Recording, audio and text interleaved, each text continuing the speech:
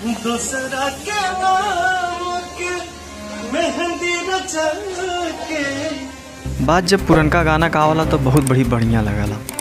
चाहे पुरान गाना चाहे पवन सिंह को हो चाहे जेकर हो, बहुत ही अच्छा लगा। तो एक प्रकार से पवन सिंह के गला में जौन सुर है ना, तो सच्चों में एक सरस्वती का वरदान है। तो एक सेट पे उन गाना गावत रहन, बहुत ही अच्छा लगल। तो ये गाना हम तक कति सुनी ला, थोड़ा सा बहुत बढ़िया लगे।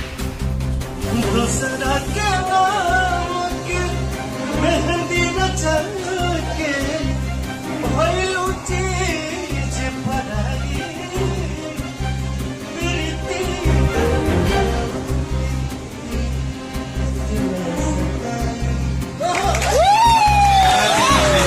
देखा ना, कहे ना उनके गला में एकदम जान लग कि वरदान हो। एक नंबर का गीत गावले, एक नंबर का गाना गावले। तो भैया बाबू ऐसे ही वीडियो आप सबके बीच में, हर एक कलाकार, हर एक खबर आप सबके बीच में न्यूज़ लिया होता रहो। थोड़ा सा हमारे चैनल के सब्सक्राइब कर दें, लाइक कर दें, काहे कि आपका सपोर्ट